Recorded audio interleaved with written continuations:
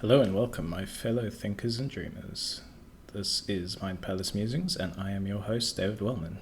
Today we're going to be discussing consciousness. Consciousness can be defined as awareness or sentience of internal or external existence, which doesn't really say much, but nonetheless, it is something that has been pondered and studied for millennia.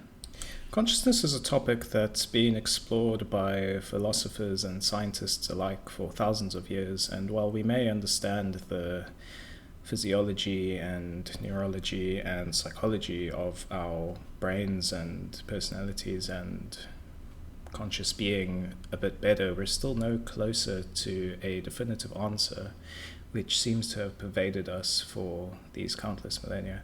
I suppose they could be counted, but I'm not going to do it.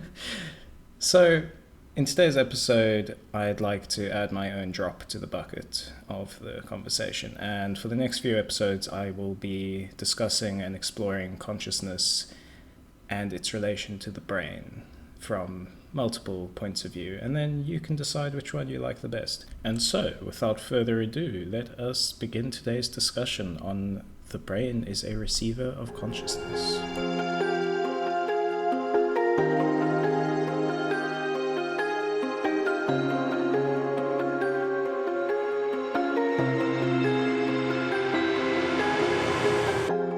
Now, before we get started, we're going to have to make a few assumptions, and the point of making these assumptions just means discussion becomes easier later in the episode, where I don't have to qualify everything I say as I say it.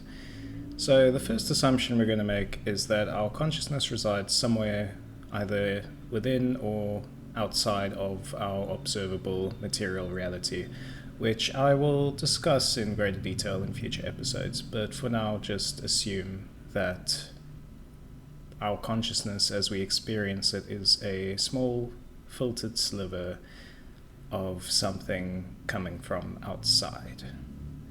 Now, I may interchangeably call the consciousness the soul. I feel that they are more or less interchangeable, at least the terms, and I'm not exactly talking about the soul in the more traditional religious sense, although sometimes it does fit. And finally, I may refer to the place where our consciousness resides as the surreal, the meta, the cosmos, or hyperspace. Great, with all of that in order, we can begin with the discussion.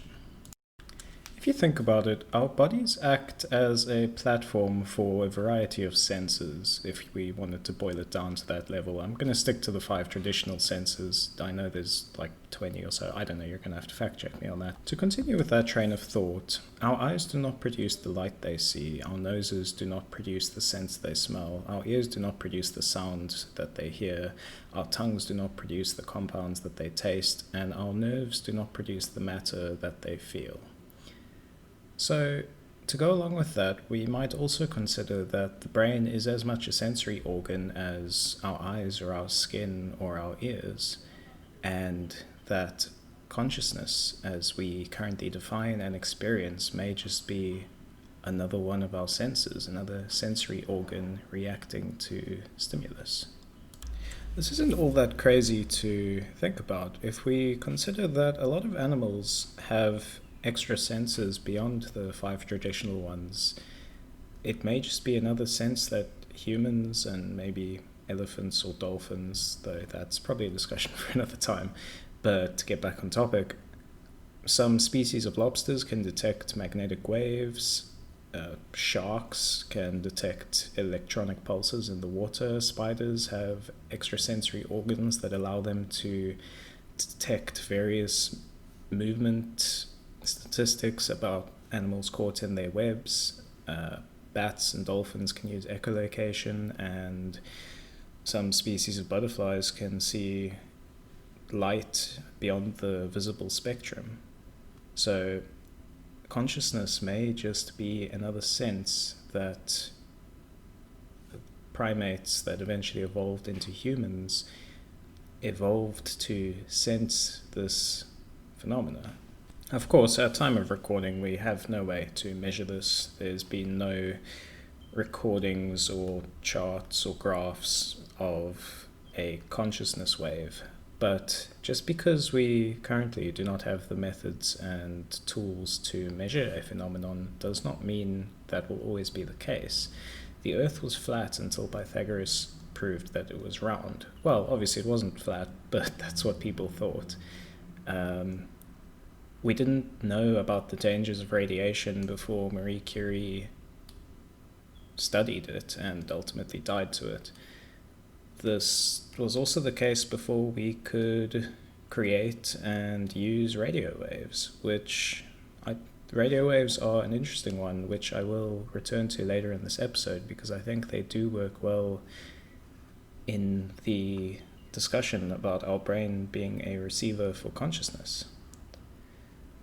So, just as our eyes can only detect light in certain spectrums, that being the visible spectrum, and our ears can only perceive sounds within a certain band of frequencies, just because we haven't yet found a way to measure consciousness as a phenomenon does not mean that it only exists within the human body. So I'd now like to discuss research and anecdotes and supporting theories from world religions and some other people who probably have better opinions on the matter than I do. All major religions have a concept of an immortal soul, which in some cases will move on to an afterlife of either paradise or absolute hell, depending on how the person spent their time on earth. Or in other religions, the soul is thought to reincarnate, and upon death we will just be reborn into a new body. Now, it's interesting that all these religions would come to similar or the same conclusions through relative isolation. Now, I'm not a religious scholar. I'm not going to pretend to be one. I'm not too well versed on the history of how these religions have formed, and I'm fully willing to admit that it may be due to some inherent underlying psychology of humanity that maybe it just makes sense to a more primitive society that the soul is an immortal thing. Maybe it helps them cope with the loss. I remember reading an article on a potential kindling to this idea that primitive societies would see the mist of the breath and think that this would be their soul, and of course a dead body no longer breathes, so the soul has left the body. But in any case, it is interesting that, again, through relative separation, ignoring these early societies migrating from Africa, that the religion behind everything, base human spirituality, usually relies on this concept of an immortal soul. This idea of the consciousness and the body being separate obviously isn't my unique idea. It's been described and explored in antiquity and popularized as the mind-body problem by Descartes, who, for those who don't know, is the creator of the Cartesian plane. And a lot of our modern maths, and therefore science, kind of relies on that. Descartes believed that the consciousness or the mind took control of the brain and therefore the body through the pineal gland, saying that the gland acted as the principal seat of the soul. The pineal gland is a small atrophied photoreceptor in our brains, and the verdict isn't out yet, but scientists are currently researching it as potentially a producer of endogenous DMT. DMT I will get to later. But essentially this organ is your third eye. Third eye is not a metaphor, although it is usually used as a metaphor, but we physically do have a third eye tucked within our brains, but it's atrophied and therefore we can't actually see through it, which is a discussion for another episode. It wasn't just Descartes who had this idea. Plato believed the material world to be a shadow of the true world through a system called forms, which I'll let you go and read up on if you're interested. He essentially thought that the body was a shadow and that it must obey time and matter because it exists in a realm of time and matter, while our minds or our consciousness had access to higher truths. Buddha taught that the mind and body were separate and that they relied on each other like two reeds propped up on each other. They both needed to be there to ensure that neither fell. Finally, Stephen Hawking believed that the afterlife is a crock of shit. Fair enough, he was a very smart man and definitely a pillar of modern science. Ironically, Stephen Hawking at this point does have his answer. Either it is a crock of shit and he has been welcomed by oblivion and is finally getting some well-deserved rest. I like to believe that he now has the time to float freely through the cosmos and to explore black holes to his greatest desires. It's a question that we now ask while we're alive, but we will have a definite answer to when we die, which I think is beautiful. The consciousness is not just a matter of philosophy. There are some scientists also doing research into this idea that the consciousness might reside outside the body. It is currently widely accepted in the field of neuroscience that consciousness is a product of metabolic processes, which it very well may be, but that is a topic we will discuss in the next episode. Dr. Peter Fenwick is a world-renowned neuropsychiatrist, and he wants to change this base understanding of neuroscience as he does research into near-death experiences. He believes that not only consciousness continues after death, but that it exists as a universal constant like gravity or dark matter. He also believes that the brain filters consciousness just as our eyes filter the visible spectrum of light or our ears filter the spectrum at which we can hear things. Going back to near-death experiences and out-of-body experiences, people throughout history and even nowadays have experienced and described these near-death experiences and out-of-body experiences, and I'm saying the word experience far too much. They've described how they leave their body, how their soul or their consciousness detaches and drifts out to a plane sometimes rooted in this material reality and sometimes not. They might encounter sentient entities, and a common discussion and occurrence is that it feels realer than reality. Now, the use of psychoactive drugs such as ayahuasca and DMT can produce the exact same experiences, and the same can be said for high doses of psilocybin mushrooms and LSD. It's a common occurrence and experience that people will feel an out-of-body experience, or they'll just feel this connection to the world and that their consciousness is not a part of their body. It's simply a material shell that they're currently using to experience the world. Going back to ayahuasca and DMT, this is the most reproducible way to produce these out-of-body experiences, where people describe it as feeling that their soul has been ripped from their bodies and thrown into hyperspace. And it's very common for them to encounter entities that they are able to then corroborate with each other. So whether that be that our brains have been wired in such a way that when they have to process DMT, that equals jesters and insect people, or that is what is awaiting us outside, I think that is a discussion for another episode. So while all these examples may be anecdotal, they're common. They have a basis that all of these reports line up in one way or another. Now, of course, getting close to dying and psychedelic drugs are not the only ways to get to these experiences. People have also reported these experiences through yoga, meditation, and intense religious experiences and rituals where they might leave their bodies and explore elsewhere, or just come to these feelings and understandings. So, if drugs aren't your thing, you could go meditate a bit.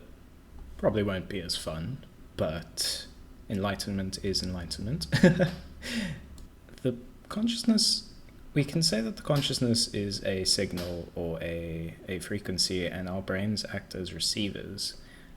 Our ability to sense consciousness may well be experienced as, well, experience. When we smell or taste something, that produces an effect in us. It triggers something in our brains, and consciousness may be the same. If you look at a radio station, they might transmit many frequencies, but different radios can tune into the different frequencies, and this may be how we sense consciousness. It may be the same signal that we are all tuning into different frequencies of. It may be the same signal that we are all just interpreting differently. Or it may be that we each get our own signal, and that we each have our own consciousness and are not sharing off of this central system, which I suppose is a discussion for another episode. It is also backed by Eastern philosophies that we are all just experiencing the same consciousness, but as different beings. There's also a very interesting short story called The Egg by, I believe, the same author as The Martian, which you can go and read, and I would highly recommend it.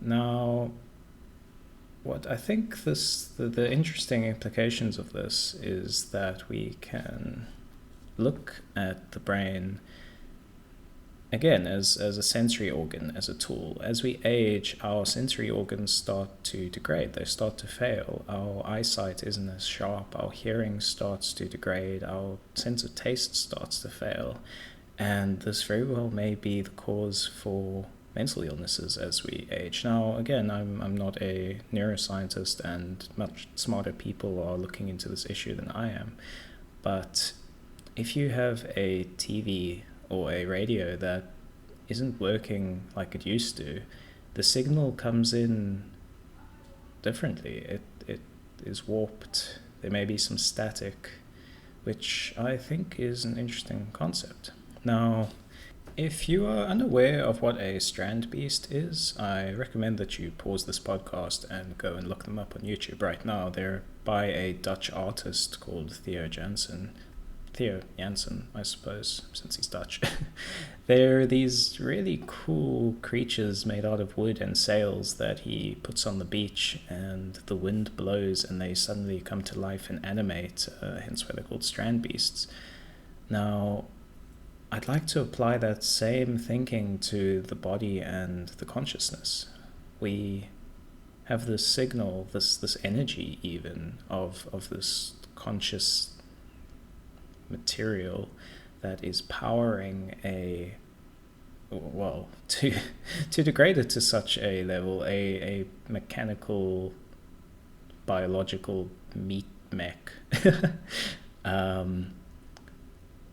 At what point is a body considered alive? I'm going to describe it here briefly and maybe explore it in a future episode, but if you take the human body and you boil it down further and further and further just to its base materials, at some point we stop being alive, even though we are alive. In the same way, at what point would one of these massive wooden contraptions on the beach be considered alive? Should they not be alive because they were made from inanimate materials? Our bodies are the same, they are inanimate.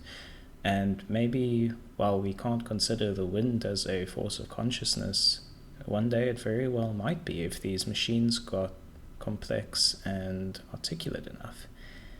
Now, I'm going to let some of my computer science background in, but if we look at a computer, it has a small bit of software called the BIOS, which is basically the startup instructions and stored on the motherboard. Now, no matter what components your computer has and what software you have installed on it, if you wipe the BIOS, you cannot start up that computer. It won't know how to start up. You've got a dead bricked machine that you need to reinstall the BIOS on. Human brains may be the same. When someone dies, the signals in their brains stop and we can't get them back at this time. And that very well may be because the BIOS is gone. This base software we get installed in us in the womb, which may be the instructions for our brains to interface with consciousness. And if you look at the brain as a computer, which many do actually, I believe Stephen Hawking even said the brain is a very complex biological computer, and we also base our machine learning models off of how the human brain works. If you consider that all of our memory, our storage for instructions is contained within these electrical impulses in our brains, the moment you turn that off, it's gone, which may explain why we can't ever revive a human. If the BIOS is gone, you can't start up the computer. But that doesn't mean that the electricity that powers the computer ceases to be, and it doesn't mean that the software that made that computer special is gone either. It's just the instructions that allow it all to work in tandem. I could keep going on and on about the matter, but I think I will leave it there, let you fellow seekers of truth and knowledge go and form your own opinions on the matter. Now, everything I've discussed here does bring some implications to light. It means that we existed before we were born, and we will exist long after we die. This probably is not our first time on Earth, and it's probably not going to be our last time on Earth. Death is no longer something to be afraid of. It's a transition, not a terminal phase.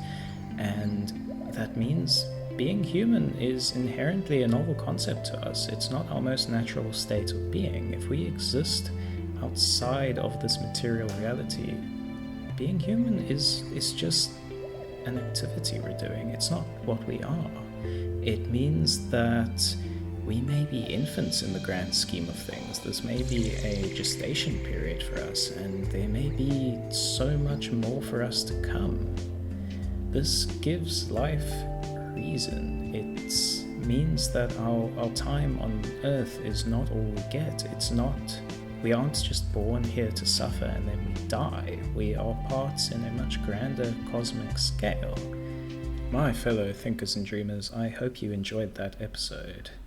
In the next episode, I'm going to explore the exact opposite of what I just described, and we are going to explore the brain being a generator of consciousness. So I hope you enjoyed that, and I can't wait to fill your brain with new ideas and concepts next time. Thanks for listening. This has been Mind Palace Musings, and I have been your host, David Wellman.